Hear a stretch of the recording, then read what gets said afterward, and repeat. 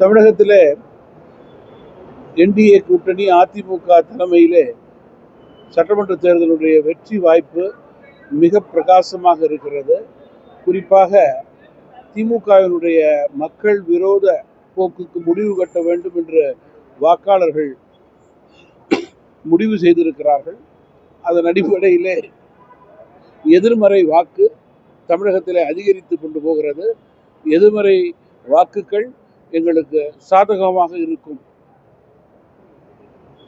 தாவேகா தலைவர் விஜய் நேற்று பிரச்சாரம் பண்ண சொல்ல சரியான முறையில் அவருக்கு பாதுகாப்பு கொடுக்கலன்னு சொல்லிட்டு தேர்தல் ஆணையத்தில் புகார் கொடுத்திருக்காரு. அதே நேரத்தில் போலீசார் அவர் மேல 5 பிரிவுகள் வழக்கு பதிவு செஞ்சிருக்காங்க. நீங்க கட்சியினுடைய தலைவர்கள் அவர்களுடைய சுற்றுப்பயணம் ஒரு கோட்பாட்டுக்கிணங்க இருக்க வேண்டும். அதற்கேற்றவாறு தேர்தல் ஆணையம், காவல்துறை அந்தந்த கட்சியோடும் தலைவர்களோடும் ஒத்துழைப்பு கொடுக்க வேண்டும். மொத்தத்தில் பொதுமக்களுக்கு எந்த விதமான தொந்தரவும் இல்லாமல் இது போன்ற பிரச்சாரங்கள் நடைபெற வேண்டும் என்பதுதான் எங்களுடைய எண்ணமாக இருக்க முடியும். வரும் நாட்களிலே நடைபெறும் பிரச்சாரங்களிலெல்லாம் சரியான கோட்பாடுகள் இருக்க வேண்டும். அந்த கோட்பாடுகளை தேர்தல் ஆணையமும் காவல்துறையும் உறுதியாக இறுதி செய்யும் என்று நான் நம்புகிறேன். இந்திய கூட்டணியோட தமிழக பாஜக தேர்தல் பொறுப்பாளர் வந்திருக்காங்க. இதுக்காக இங்க வந்திருக்காங்க. ஆனா இன்னும் பாஜகவுடைய வேட்பாளர்கள் பட்டியல் இன்னும் வெளியிடல. நீங்க தேசிய கட்சிக்கு வேட்பாளர் பட்டியல் வெளியிட வேண்டும் என்று ஏதாவது காலக்கெடு இருக்கிறதா? எல்லா கட்சிகளுக்கும் ஒரு காலம், நேரம், தேதி என்று தேர்தல் ஆணையம் நிர்ணயித்திருக்கிறது.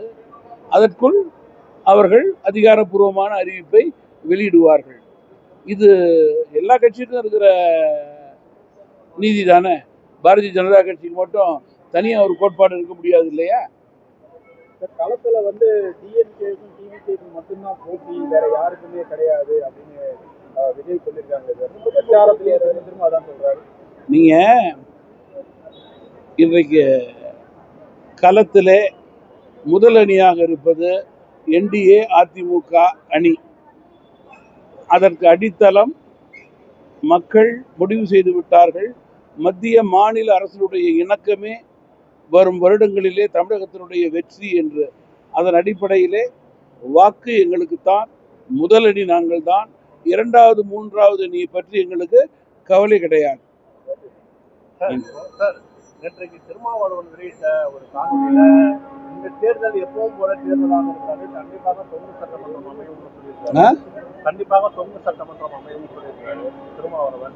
அதே போல தேசிய, அதாவது எம்பி இருந்து போறது அவர் எம்எல்ஏ ஆக போறது எப்படி பாக்குறீங்க? அப்புறம் கம்பல்சரி தொங்கு சட்டமன்றம் அவர் சட்டமன்ற தேர்தல் அமையும். நீங்க திமுகவுக்கு அதன் கூட்டணிக்கு வேண்டுமானால் இதில் சந்தேகம் இருக்கலாம். என்டிஏ அதிமுக கூட்டணி உறுதியாக இருக்கிறோம். நாங்கள் வெல்ல போகின்றோம் என்று நம்பிக்கையோடு இருக்கிறோம். காரணம், மக்கள் அந்த மனநிலையிலே இருக்கிறார்கள் என்பதிலே மாற்று கருத்து கிடையாது. சார், இப்போ விஜய் அவர்களுடைய வருகையின் காரணமாக நேற்றைக்கு கூட வீடியோ பார்த்தது, இளைஞர்களின் பட்டாளம் விஜயை நோக்கி சென்று கொண்டே இருக்கிறது. இளைஞர்களை கவர்றதுக்கு உண்டான வேலைகளை ஆண்ட கட்சிகளும் ஆண்டு கொண்டே இருக்கிற கட்சிகளும் தவறிவிட்டனவா? ஏன்னா அவர் வெளியிட்ட தேர்தல் அறிக்கை அதிகமாக தேர்தல் இருக்க வேண்டும், பார்த்தீங்கன்னா இளைஞர்களை கவரக்கூடிய வகையில தேர்தல் அறிக்கை வெளியிட்டு. என்டிஏ அதிமுக என்றால் வளமான தமிழகம், வலிமையான பாரதம். அதுதான் இன்றைக்கு அனைத்து தரப்பு மக்களுக்கும் தேவை. இளைஞர்களுக்கு தேவை, நடுவயதினருக்கு தேவை, வயதானவர்களுக்கு தேவை. அதன் அடிப்படையிலேயே எங்களுக்கு வாக்கு வங்கி என்று நாங்கள் உறுதியாக இருக்கிறோம். நன்றி. ஒரே ராசிகர் சார், தமிழ் மாநில காங்கிரஸ் சைக்கிள் சின்னம் என்று இருக்கக்கூடிய நிலையில பாஜக சின்னத்தில் போட்டியிடுவதற்கான காரணம் என்ன? ஏன்னா சைக்கிள் சின்னம்ன்றது உங்களுக்கு இருக்கிற காரணத்துல பாஜக சின்னத்தை நீங்க போட்டியிடுறீங்க. அப்ப பாஜக வேட்பாளர்களை ஏற்றுக்கொள்ளப்படும். பத்திரிகை நண்பருக்கு சில புரிதலை நான் கூற வேண்டிய அவசியம். எங்களது சின்னம் சைக்கிள் சின்னம், அதில் மாற்று கருத்து கிடையாது. சென்ற பாராளுமன்ற தேர்தலில் கூட 3 பாராளுமன்ற உறுப்பினர் பெற்றதால் தேர்தல் ஆணையம் சைக்கிள் சின்னம் கொடுத்தது. அதிலே நாங்கள் நின்றோம். இந்த தேர்தலிலே நாங்கள் மத்தியில் பாரதிய ஜனதா கட்சியோடு கூட்டணியிலே இருக்கிறோம். 5 தொகுதிகளைத்தான் பெற்றிருக்கிறோம். 12 தொகுதிகள் தேவை. சில கோட்பாடுகள் தேர்தல் ஆணையத்திற்கு தேவை. அந்த கோட்பாடுகள் இல்லாத காரணத்தினால் நேரடியாக நாங்கள் கூட்டணியிலே இருக்கின்ற பாரதிய ஜனதா கட்சியினுடைய சிம்பலிலே போட்டியிடுகிறோம்.